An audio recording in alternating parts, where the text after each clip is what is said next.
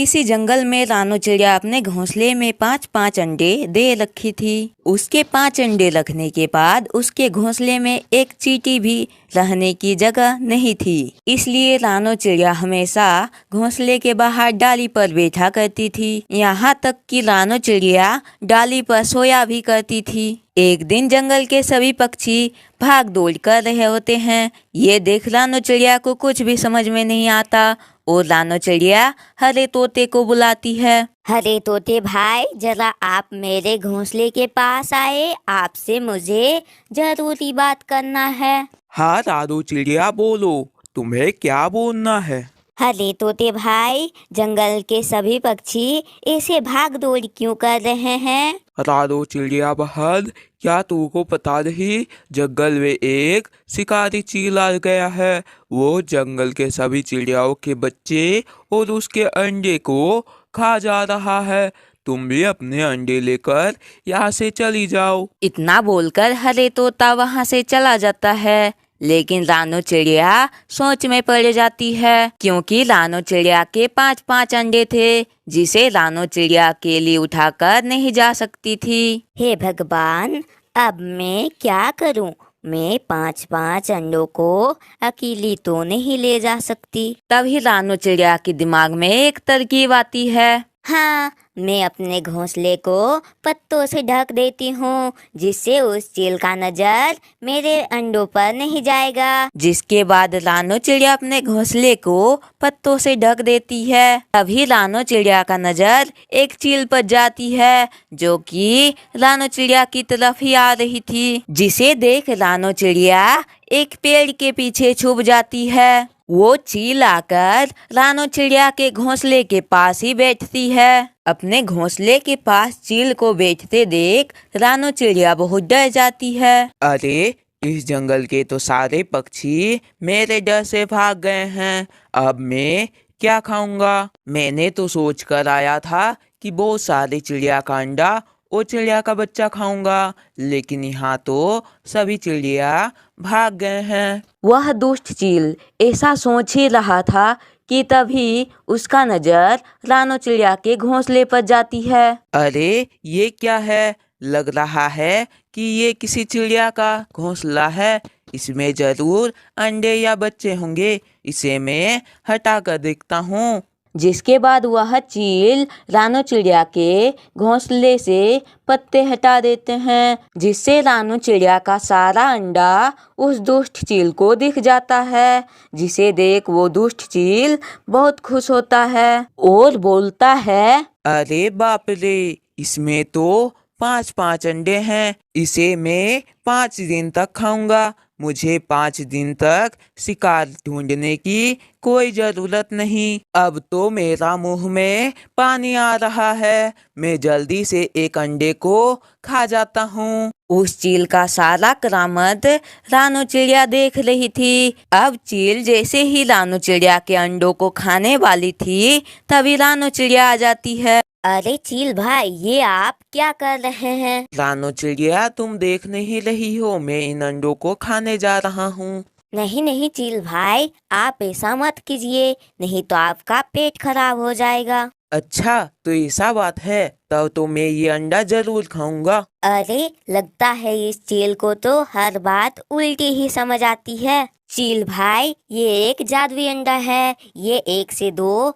2 से 3, 3 से 4, 4 से 5 हो जाता है। क्या सच में ये 1 से 2, 2 से 3, 3 से 4 से 5 हो जाते हैं? तब तो मैं इन अंडों को अपने पास रखूंगा। जब ये 1000 अंडे हो जाएंगे, तब मैं इन्हें बेच दूंगा और मजे से खाऊंगा भी। इसके बाद रानो चिड़िया एक पेड़ की डाली में चली जाती है और वो चील पूरे 1 दिन अंडों का बढ़ने का इंतजार करता है। जब अंडे नहीं बढ़ते हैं, तब वो चील रानो चिड़िया को बुलाता है। रानो, रानो, तुम यहाँ आओ। मैं ये अंडे तो बढ़ ही नहीं रहे हैं। चील भाई, आप इन अंडों के पास रहते हैं, इसीलिए ये अंडे नहीं बढ़ते। आप कहीं घूमने चले जाएं, ये अंडे बढ़ेंगे। ठीक है रानो चिड़िया, तब मैं आज ही घूमने जाऊंगा। मैं यहाँ पर बैठे बैठे बहुत थक गया हूँ। ऐसा बोल वह चील वहां से चला जाता है। रानो चिड़िया भी वहां से चली जाती है। मैंने उस पागल चील को यहाँ से भगा दिया। अब कैसे भी करके मुझे अपने अंडों को सुरक्षित जगह पर लेकर जाना होगा।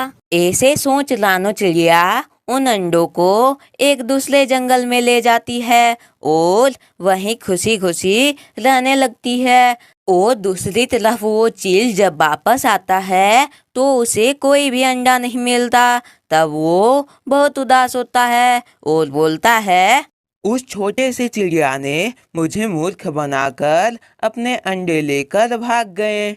मैं उसे छोड़ूंगा नहीं। जहाँ भी मिलेगा मैं उसे जान से मार दूंगा।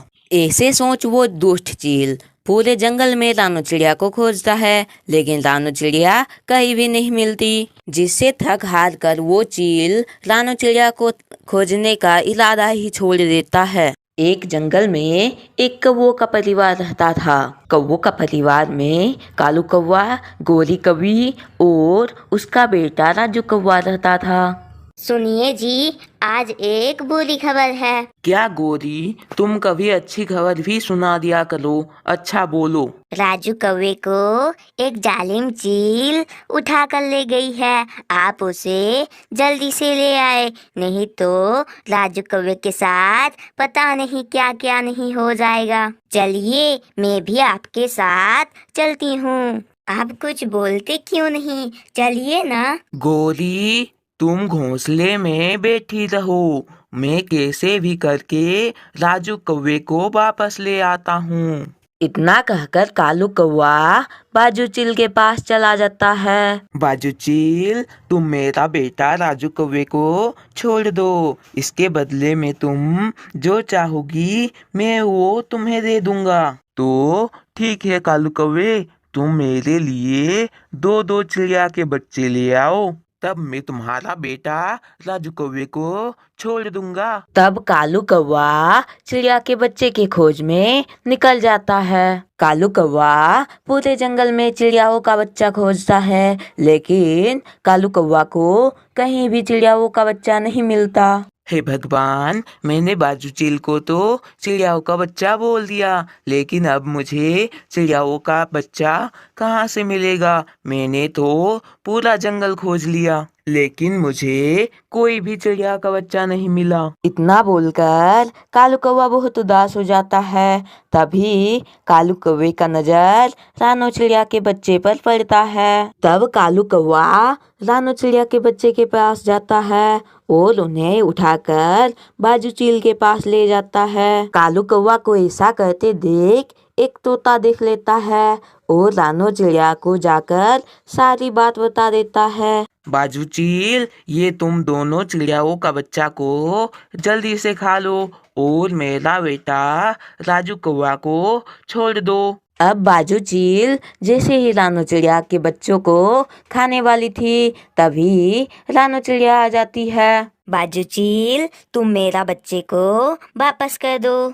ऐसे ही रानो चिड़िया बाजू चील को अपने बच्चे वापस करने के लिए बार बार बोलती है, लेकिन बाजू चील रानो चिड़िया का बच्चा वापस नहीं करती। देखो बाजू चील, मैं तुमसे आखिरी बार बोल रहा हूँ, तुम मेरे बच्चे को छोड़ दो, नहीं तो अच्छा नहीं होगा। तुम जैसी छोटी चिड़िया मेरे जैसे विशाल पक्षी का क्या कर लोगी? मैं तुम्हारा बच्चे को नहीं छोड़ूंगी। तब रानो चिड़िया वहां से चली जाती है और एक जलती हुई मशाल लेकर आती है। बाजू चील, अब तुम बोलो, तुम मेरा बच्चे को छोड़ोगी या फिर मैं इस पेड़ में आग लगा दूं? नहीं चिड़िया, मैं तुम्हारे बच्चे को नहीं छोड़ूंगी। तब रानो चिड़िया गुस्से में पेड़ पर आग लगा देती है, जिसके कारण कालू कौवा और बाजू चील वहां से भाग जाते हैं। कालू कौवे को ये भी याद नहीं रहता कि उसका बेटा राजू कौवा उसी पेड़ पर है। रानो चिड़िया अपने दोनों बच्चों को और राजू कौवा को लेकर वहां से चली जाती है। रानू चिड़िया अपने बच्चों को अपने घोंसले में रख लेती है और कालू कौवे के घर के लिए निकल जाती है। ओ जी, आप तो राजू कौवे को लेने गए थे, तो राजू कौवा कहाँ है? तब कालू कौवा सारी बात बता देता है कि वो कैसे राजू कौवा को भूल गया। अब तक तो राजू कौवा आग में जलकर मर चुका होगा। अब मैं तुम्हारे साथ रहकर क्या करूँगी? मैं जा रहा हूँ अपने मायके। नहीं नहीं गोरी, अब तो राजू कौवा भी नहीं रहा। मैं अब किसके साथ रहूंगी? ऐसे ही कालू कौवा और गोरी कौवी बात कर ही रहे थे कि तभी रानू चिड़िया राजू कौवे को लेकर आ जाती है। राजू कौवे को जिंदा देखकर कालू और गोरी बहुत खुश होती है। रानू चिड़िया, यदि तुमसे हो सके तो तुम कालू को माफ कर देना। नहीं गोरी, मैं इस बार कालू को माफ नहीं कर सकती। इतना कहकर रानू चिड़िया अपने घोंसले में चली जाती है और खुशी खुशी रहने लगती है। बाजू चील और सुंदरी कौवी का बहुत ही अच्छी दोस्ती थी।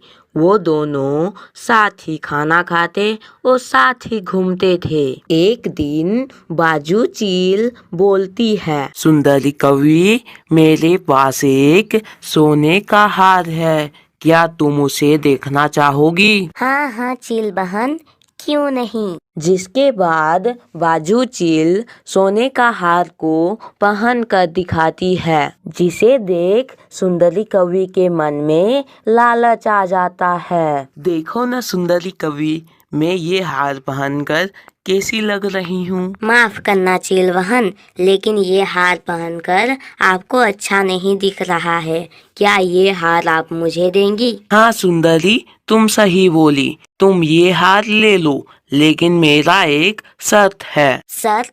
कैसा शर्त? मैं बहुत दिनों से चिड़ियाओं का बच्चा नहीं खाया, क्या तुम मुझे चिड़ियाओं का बच्चा लाकर दोगी? सुंदरी कवि बहुत देर तक सोचती है, लेकिन सोने का हार के लालच में मान जाती है। ठीक है, मैं तुम्हें किसी चिड़ियाओं का बच्चा ला कर दूंगा। इतना कहकर सुंदरी कवि बाजू चील के गुफा से बाहर आ जाती है और सोचने लग जाती है, अब मुझे चिड़िया का बच्चा कहाँ से मिलेगा? ये सोचकर सुंदरी कवि बच्चे के खोज में जंगल की ओर निकल जाती है कि तभी सुंदरी कवि का नजर रानू चिड़िया और उसके बच्ची पर पड़ती है। मिल गया, मिल गया, चिड़िया का बच्चा मिल गया। चिड़िया का बच्चा देखकर सुंदरी कवि बहुत खुश हो जाती है और सीधे बाजू चील के पास जाती है। बाजू चील, मुझे चिड़िया का बच्चा मिल गया है, मैं उसे शाम को ले आऊंगी।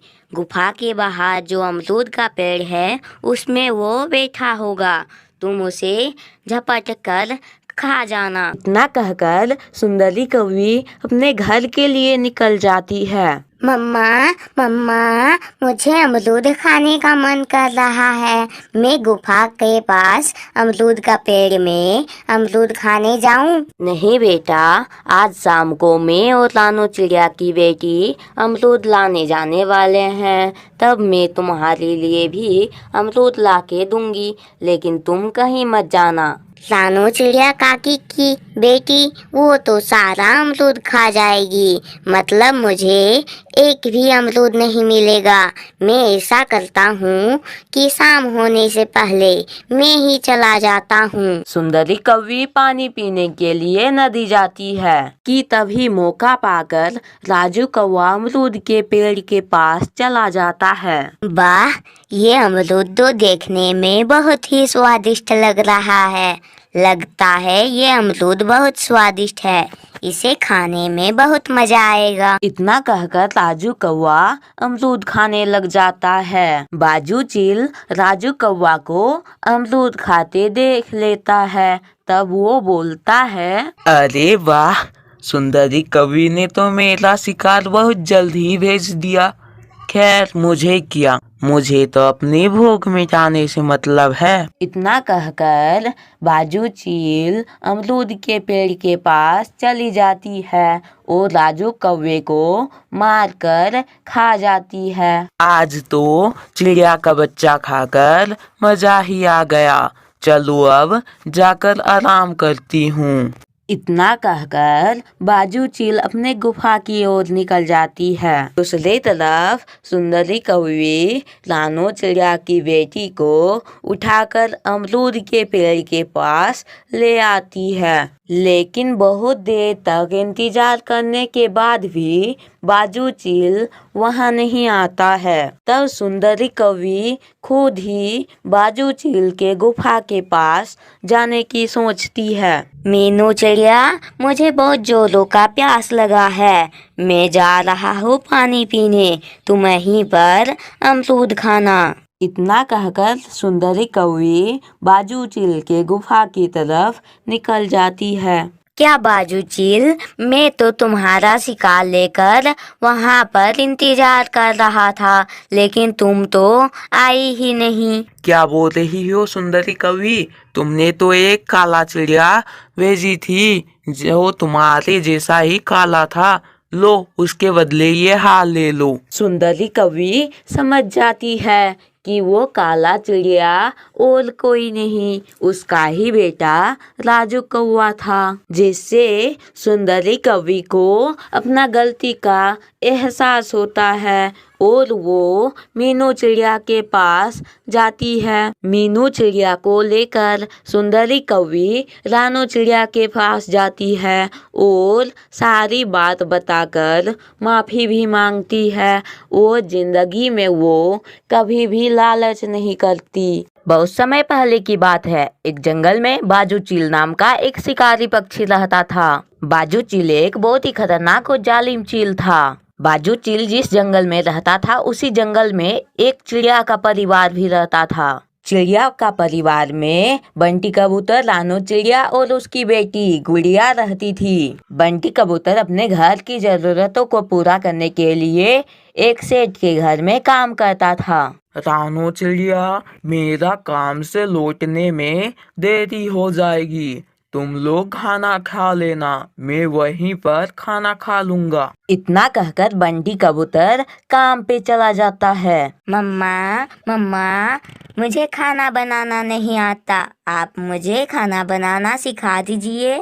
नहीं गुड़िया बेटी, तुम बहुत छोटी हो, तुम खाना बना नहीं सकती। गुड़िया अभी बहुत छोटी थी, इसलिए रानो चिड़िया उसे खाना बनाना नहीं सिखा रही थी। लेकिन गुड़िया के जिद के आगे रानो चिड़िया को हारना पड़ता है और रानो चिड़िया गुड़िया को खाना बनाने सिखाती है। इतने में शाम हो जाती है। आज मेरा कगार मिला है, एक काम करता हूँ, कुछ मिठाइयाँ ले लेता हूँ। गुड़िया को मिठाइयाँ बहुत पसंद है, उसे मिठाइयाँ दूंगा तो वो बहुत खुश होगी। ऐसा सोचकर बंटी कबूतर मिठाइयाँ का दुकान में जाता है और कुछ मिठाइयाँ ले लेता है। बंटी कबूतर को कगार मिलने की खुशी में वो मिठाई लेकर जा रहा था। वो दुष्ट चील से अनजान था। जैसे ही बंटी कबूतर आधे दूर जाकर रुकता है, तब दुष्ट बाजू चील उसके ऊपर झपट पड़ता है और बंटी कबूतर को मारकर खा जाता है। यह सब पास के डाली में बैठे हरे तोता देख रहा था। हे भगवान, इस दुष्ट बाजू चील ने तो बंटी कबूतर को भी नहीं छोड़ा। अब रानो और गुड़िया का क्या होगा? शायद रानो और गुड़िया बंटी कबूतर के घर लौटने का इंतजार कर रहे होंगे। मुझे उन्हें बताना होगा कि बंटी कबूतर इस दुनिया में नहीं रहे। ऐसा सोच हरे तोते रानो चिड़िया के घर जाता है और उसे सारी बात बता देता है। ये सुनकर रानो चिड़िया और गुड़िया खूब रोती है। रानो चिड़िया का मानो तो पूरा दुनिया ही उजड़ गया था। फिर भी रानो चिड़िया अपने बेटी के लिए संभल जाती है। ऐसे ही कुछ दिन बीत जाते हैं। मम्मा मम्मा, मुझे बहुत जोरों की भूख लगी है, कुछ खाने के लिए दीजिए ना। हे भगवान, मैं अपने बच्चे को अब क्या खाने दूं? घर में तो कुछ खाने का है ही नहीं। मम्मा, मैंने घर का खाना बहुत खाया है, आज क्यों ना जंगल चले, जंगल में फल तोड़कर खाने में बहुत मजा आएगा। रानो चिड़िया अपना बेटी गुड़िया को भूखा रखना नहीं चाहती थी, इसलिए जंगल जाने के लिए मान जाती है। हाँ बेटा, चलो जंगल में ही फल तोड़कर खाएंगे। जिसके बाद रानो चिड़िया और गुड़िया जंगल के लिए निकल जाती है। कुछ देर उड़ने के बाद गुड़िया बोलती है, मम्मा मम्मा, मेरा पंख बहुत दुख रहा है, मैं और आगे नहीं जा सकती, मैं कुछ देर के लिए यहीं पर रुक जाती हूँ। जिसके बाद रानो चिड़िया और गुड़िया रुक जाते हैं। जहाँ पर वो दोनों रुकते हैं वहाँ के पास में बहुत सारा बांस रहता है। गुड़िया बेटी, हम लोग को दाना ढूंढने की कोई जरूरत नहीं है, हम लोग को मिल गया, खाना मिल गया। मम्मा, ये आप क्या बोल रही है? हम लोग को खाना तो कहीं नहीं मिला है। नहीं बेटा, हम लोग को खाना मिल गया है। देखो, बांस के पौधे के पास कुछ छोटे छोटे बांस उगे हैं, उसे हम लोग खा सकते हैं। आप ये क्या बोल रही है मम्मा? बांस भी भला कोई खाने की चीज होती है? हाँ गुड़िया बेटी, छोटे बांसों को खाया भी जाता है, इसे खाने मेरा मम्मा ने सिखाया था। ये बांस खाने में बहुत ही स्वादिष्ट होता है, लो तुम भी खाकर देखो। मम्मा, सच में ये बांस तो बहुत ही स्वादिष्ट है। जिसके बाद रानो चिड़िया और गुड़िया मिलकर बहुत सारे छोटे बांस तोड़ लेते हैं और उसे लेकर अपने घर के लिए निकल जाती है। मम्मा, हम लोग ने तो ये बांस बहुत खाए, आप इन बांसों से कुछ नया पकवान बना दीजिए, वो खाने में और भी स्वादिष्ट लगेगा। जिसके बाद रानो चिड़िया उन बांसों से नया पकवान बनाने के लिए किचन में जाती है और रानो चिड़िया बहुत सोचती है। बहुत देर तक सोचने के बाद रानो चिड़िया बांस के पकोड़े बनाती है। इसके बाद रानो चिड़िया गुड़िया को बुलाकर बांस के पकोड़े खाने लगती है। मम्मा मम्मा, ये बांस के पकोड़े तो बहुत ही स्वादिष्ट है, इसे हम लोग यदि बेचे तो हम लोग का बहुत फायदा होगा। और अभी ठंड के मौसम में चिड़िया ज्यादा पकोड़े ही खाते हैं, तो मम्मा चलिए हम लोग और भी बांस लेकर आएंगे और उसे पकोड़े बनाकर बेचेंगे। जिसके बाद रानो चिड़िया और गुड़िया मिलकर बहुत सारे बांस ले आते हैं और उसके पकोड़े बनाकर रानो चिड़िया बेचने लग जाती है। बांस के पकोड़े ले लो, बांस के पकोड़े, गर्मा गर्म बांस के पकोड़े। रानो चिड़िया का आवाज सुनकर बहुत सारे ग्राहक आ जाते हैं और रानो चिड़िया का बांस के पकोड़े बहुत जल्द खत्म हो जाते हैं और रानो चिड़िया का पहले दिन ही बहुत अच्छी कमाई होती है। ऐसे ही रानो चिड़िया बांस के पकोड़े बनाकर बेचती है और कुछ ही दिनों में बहुत ही अमीर बन जाती है और एक नया घर खरीद लेती है और खुशी खुशी रहने लगती है। कुक्कू और गुड़िया बेटी, आप दोनों घर में ही रहना, मैं आप लोग के लिए पानी लेकर आ रही हूँ। मम्मा, मैं तो उड़ सकता हूँ, आप मुझे भी अपने साथ ले जाएं। मैं भी जाऊंगी, मैं भी जाऊंगी, मैं भी जाऊंगी, मुझे भी उड़ना आ गया है। नहीं नहीं गुड़िया बेटी, आपको अभी अच्छे से उड़ना नहीं आता। और कुक्कू बेटा, तुम अपना छोटी बहन का ध्यान रखना। इतना बोलकर रानो चिड़िया पानी लेने के लिए चली जाती है। रानो चिड़िया के बाहर जाते ही भाई बहनों में लड़ाई शुरू हो जाती है। मैं तुमसे अच्छा उड़ सकता हूँ। ऐसा बोलकर कुक्कू घर के अंदर ही इधर उधर उड़ने लगता है। आप ऐसे उड़ रहे हैं जैसे तो कौवा उड़ रहा हो। मैं आपसे अच्छा उड़ सकता हूँ। ऐसा बोलकर गुड़िया भी उड़ने लग जाती है। ये देख कुक्कू पीछे से उसे धक्का दे देता है, जिससे गुड़िया गिर जाती है और उसे चोट लग जाता है। कुक्कू भैया, आप बहुत बुरे हो। आप मुझे धक्का देकर गिरा दिए। मैं मम्मी को बोल दूंगी। दूसरी तरफ रानो चिड़िया भी अपना घड़ा में पानी भर लेती है और घर के लिए निकल जाती है। मम्मा मम्मा, आप देखिए भैया ने क्या किया। मैं उड़ रही थी, तभी भैया मुझे धक्का दे दिए, जिसके कारण मैं गिर गया और मेरा पैर में चोट लग गया। मम्मा, गुड़िया उड़ने की कोशिश कर रही थी तो गिर गई, तो मुझे बोल रही है कि मैं उसे धक्का दे दिया हूँ। नहीं मम्मा, मैं सच बोल रहा हूँ। कुक्कू भैया झूठ बोल रहे हैं। कुक्कू, मैंने तुमको गुड़िया का ध्यान रखने बोला था, ना कि उससे झगड़ा करना। अब तुम लोग चुप रहो, नहीं तो मुझे अगर गुस्सा आ गया तो मैं तुम दोनों को मारूंगी। अगले दिन रानो चिड़िया अपने बच्चों से बोलती है। सुनो बच्चों, मैं दाना लेने के लिए दूर पहाड़ों का जंगल में जा रहा हूँ। तुम दोनों झगड़ा मत करना। इतना बोलकर रानो चिड़िया दाना लाने के लिए निकल जाती है। रानो चिड़िया के जाते ही उन दोनों में फिर से झगड़ा शुरू हो जाता है। गुड़िया, ये टॉय मेरा है, ये टॉय मुझे दे दो। नहीं भैया, ये टॉय मेरी है, ये टॉय मुझे मम्मा ने खरीद कर दिया था। गुड़िया उस टॉय को कुक्कू को नहीं देती है, जिससे गुस्सा होकर कुक्कू गुड़िया से वो टॉय छीन लेता है और खिड़की से बाहर फेंक देता है। उस टॉय को लेने के लिए गुड़िया भी बाहर चली जाती है। गुड़िया का टॉय एक पेड़ के नीचे गिरा हुआ था। जैसे ही गुड़िया अपना टॉय को लेने जाती है, तभी जग्गू कौवा आ जाता है और वो उस टॉय को उठाकर भाग जाता है। गुड़िया उसका पीछा करती है, लेकिन उसे अच्छे से उड़ना नहीं आता था, इसलिए वो संभल नहीं पाती और तेज हवा का झोंका उसे दूसरी तरफ ले जाती है और गुड़िया बहुत सारे कांटों में फंस जाती है।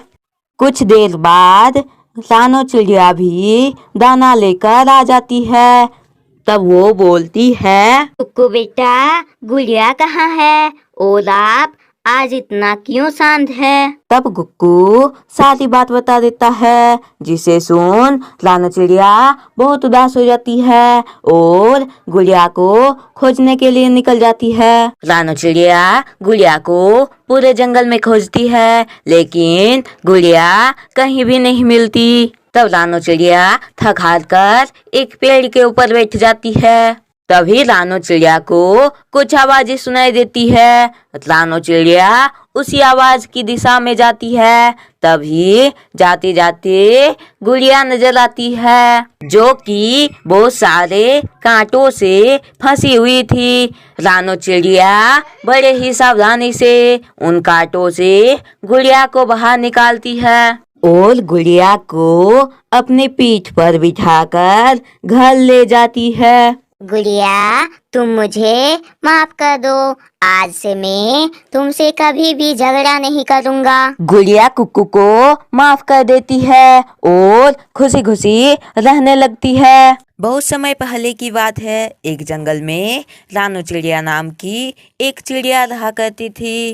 रानो चिड़िया एक दयालु चिड़िया थी। यदि रानो चिड़िया से कोई मदद मांगता तो रानो चिड़िया जरूर किया करती थी। रानो चिड़िया एक सीधी चिड़िया थी, जिसके कारण जंगल के पक्षी उसे बुद्धू और मूर्ख चिड़िया बोला करता था। एक दिन जंगल में तेज बारिश हो रही थी। तभी रानो चिड़िया के घर कालू कौवा आता है और बोलता है, रानो चिड़िया, बरसात के मौसम में मेरा घर टपकता है, इसलिए मुझे कुछ दिनों तक तुम्हारे घर में रहने दो। जैसे ही बरसात का मौसम खत्म हो जाएगा, मैं तुम्हारे घर से चला जाऊंगा और मैं अपना घोंसला भी बना लूंगा। हाँ हाँ कालू भैया, आप मेरा घर के अंदर आ जाएं। जब बरसात का मौसम खत्म हो जाएगा तब मैं भी आपका घर बनाने के लिए मदद करूंगी। जिसके बाद रानो चिड़िया कालू कौवा को अपने घर में रख लेती है। कालू कौवा एक आलसी कौवा था।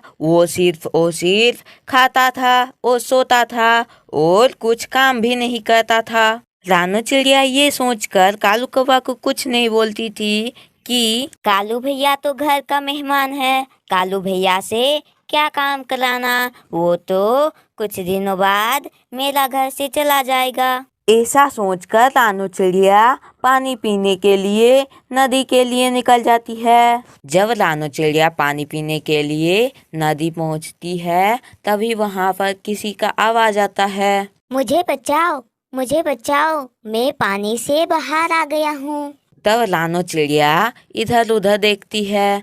तभी रानो चिड़िया का नजर उस मछली पर जाती है जो कि पानी से बाहर आ गया था। रानो चिड़िया उस मछली को बड़े ही सावधानी से उठाती है और उसे नदी में छोड़ देती है। रानो चिड़िया, आपने मुझे बचाया, इसके लिए बहुत बहुत धन्यवाद। आप मुझे नहीं जानती, मेरा नाम सुनहरी मछली है। आपको मेरा नाम कैसे पता चला? मैं एक जादुई मछली हूँ, मुझे सब कुछ पता चल जाता है। क्या आप मेरी मित्र बनोगी? हाँ हाँ, क्यों नहीं, मेरा भी कोई दोस्त नहीं है। ऐसे ही रानो चिड़िया और सुनहरी मछली की अब बहुत ही अच्छी दोस्ती हो जाती है। अब रानो चिड़िया को जब भी टाइम मिलता वो सुनहरी मछली के पास आती, वो ढेर सारा बातें करती थी। ऐसे ही कुछ दिन बीत जाते हैं और अब बारिश का मौसम खत्म हो जाता है। कालू भैया, चले हम दोनों मिलकर आपका घर तैयार करते हैं। चिड़िया, ये तुम कैसी बातें कर रही हो? ये घर तो मेरा ही है और तुम्हारा घर बनाने के लिए मैं क्यों जाऊं? कालू भैया, ये आप क्या बोल रहे हैं? ये घर तो मेरा है। रानो चिड़िया और कालू कौवा का ऐसा आवाजें सुनकर वहाँ पर बहुत सारा भीड़ लग जाता है। तभी कालू कौवा बोलता है, रानो चिड़िया अपना घर मुझे बेच दी थी और अभी बोल रही है ये घर मेरा है। मैंने तो इसे बारिश में कुछ दिन रुकने के लिए अपने घर में रखा था। गोरी, तुमको तो याद है ना, मैंने अपना घर तुम्हें बेचकर रानो चिड़िया को पैसे दिया था। हाँ हाँ, कालू सच बोल रहा है। बारिश से पहले कालू ने मुझे अपना घर बेच दिया था। रानो चिड़िया, मुझे तुम पर ये उम्मीद ना थी। ऐसा बोलकर जंगल के सभी पक्षी वहाँ से चले जाते हैं और कालू कौवा रानो चिड़िया को अपने ही घर से धक्के मारकर निकाल देता है। जिसके बाद रानो चिड़िया नदी किनारे चली जाती है और सुनहरी मछली को भी नहीं बुलाती और फूट फूट कर रोने लगती है। रानो चिड़िया के रोने की आवाज सुनकर सुनहरी मछली आ जाती है और बोलती है, रानो चिड़िया, तुम क्यों रो रही हो? तब रानो चिड़िया सारी बात सुनहरी मछली को बता देती है। रानो चिड़िया, तुम चिंता मत करो, मैं तुम्हारे लिए अभी पास के पेड़ में घर बना देती हूँ। इतना बोलकर सुनहरी मछली एक जादू करती है। वो तुरंत ही पास के पेड़ में एक एप्पल का घर आ जाता है। लो रानो चिड़िया, तुम्हारा घर बन गया। तुम इस घर से जो मांगोगी वो तुम्हें मिल जाएगा। जिसे देख रानो चिड़िया बहुत खुश हो जाती है और घर के अंदर जाती है और खुशी खुशी रहने लगती है। बंटी कबूतर अपना खेत में केले का खेती किया करता था। बंटी कबूतर का इस काम में उसका पूरा परिवार उसका मदद किया करता था। बंटी कबूतर का पत्नी रानो चिड़िया केले के पेड़ों में पानी दिया करती थी और उसकी बेटी गुड़िया केले के पेड़ से केले तोड़ती थी। पापा, आज मैंने इतने ही केले तोड़े क्योंकि खेत में बाकी केले पके नहीं थे, वो कच्चा थे। ठीक क्या गुड़िया बेटी, जिसके बाद बंटी कबूतर केले बेचने के लिए अपने दुकान पर चला जाता है। लेकिन आज केले की कीमत बढ़ गई थी। पहले बंटी कबूतर 1 दर्जन केला का 20 रुपया लिया करता था और अब केला का दाम 5 गुना हो जाता है, जिससे बंटी कबूतर को बहुत मुनाफा होता है। रानो रानो, आज मैं बहुत खुश हूँ क्योंकि आज मेरा केला बहुत ही दाम पर बिका है। आज 100 रुपया दर्जन मैंने केला बेचा है, जिसके कारण मुझे बहुत ही मुनाफा हुआ है। ऐसा यदि चलता रहा तो हम जल्द ही अमीर बन जाएंगे। हाँ जी, भगवान करे ऐसा ही हो। बंटी कबूतर का परिवार आज बहुत खुश था, लेकिन ये खुशी ज्यादा देर तक टिकने वाला नहीं था। ऐसे ही बंटी कबूतर 2-3 दिन तक बहुत सारा केला बेचता है, जिससे उसे बहुत मुनाफा भी होता है। एक दिन बंटी कबूतर अपना पैसों का हिसाब कर रहा होता है और रानो चिड़िया रसोई में खाना बना रही थी। तभी बंटी कबूतर के घर कालू सेठ आता है और बोलता है, बंटी, तुम तो केले बेचकर अमीर हो गया ना? नहीं नहीं सेठ जी, ये आप कैसी बातें कर रहे हैं? भला थोड़ा सा केला बेचकर कोई अमीर बन सकता है क्या? तो फिर तुम अपना केला का आधा हिस्सा मुझे दे दो। माफ करना कालू सेठ जी, मैं आपको केले नहीं दे सकता। गुड़िया के पापा, आप इन्हें केले ना दे, हम लोग मेहनत करें और केले किसी और को क्यों दे। ठीक है बंटी, तूने मुझे केले नहीं दिया ना, ये तुम्हें बहुत महंगाई में पड़ेगा। ऐसा बोलकर कालू सेठ वहां से चला जाता है। अगले दिन रानो चिड़िया की बेटी गुड़िया खेत केले तोड़ने के लिए जाती है, लेकिन वहां पर जो देखती है उसे देखकर आश्चर्यचकित रह जाती है। गुड़िया देखती है कि वहां पर केले का एक भी पेड़ नहीं है। हे भगवान, ये जरूर उस कालू सेठ ने ही कराया होगा।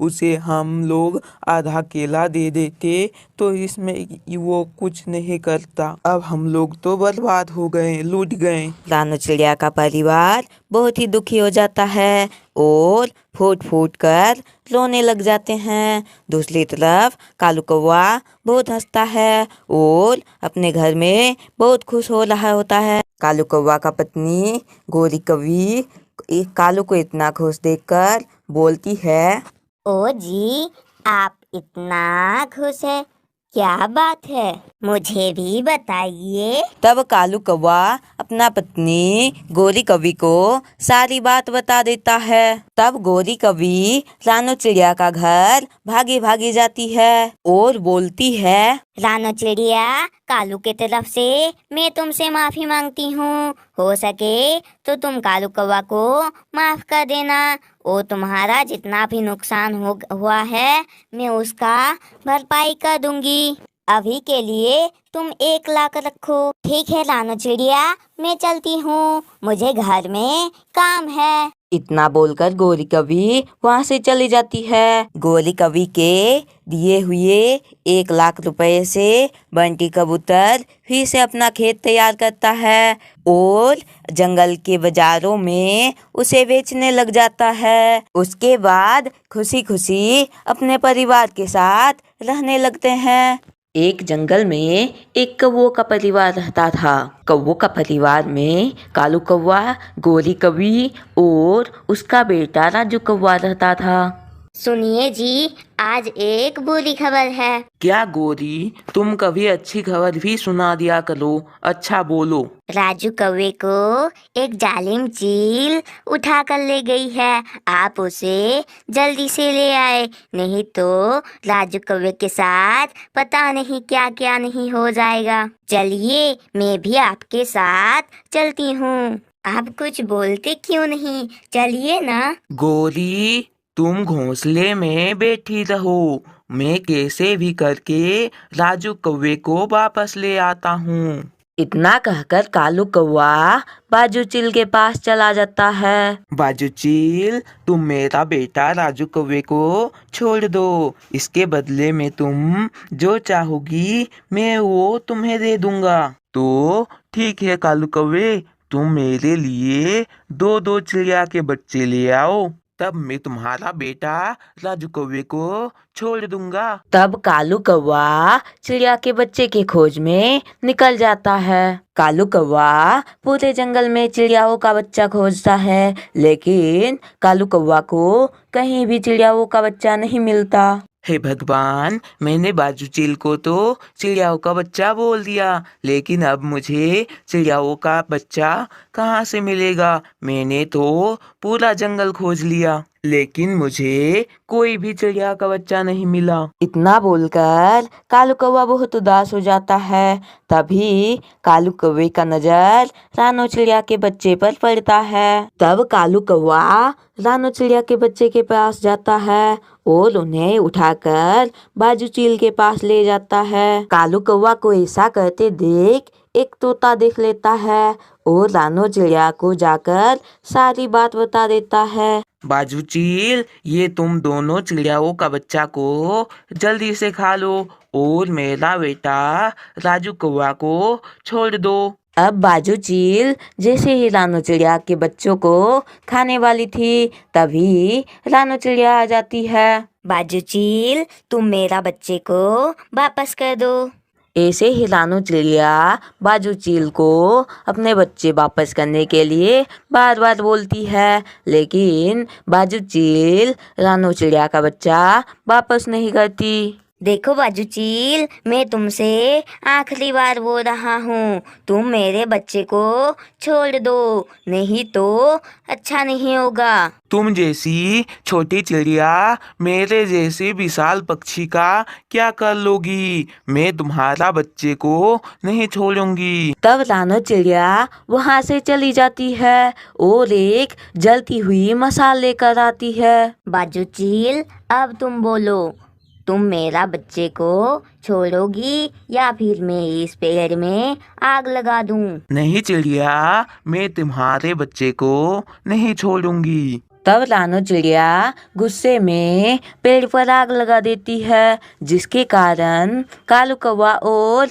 बाजू चील वहां से भाग जाते हैं। कालू कौवे को ये भी याद नहीं रहता कि उसका बेटा राजू कौवा उसी पेड़ पर है। रानो चिड़िया अपने दोनों बच्चों को और राजू कौवा को लेकर वहां से चली जाती है। रानो चिड़िया अपने बच्चों को अपने घोंसले में रख लेती है और कालू कौवे के घर के लिए निकल जाती है।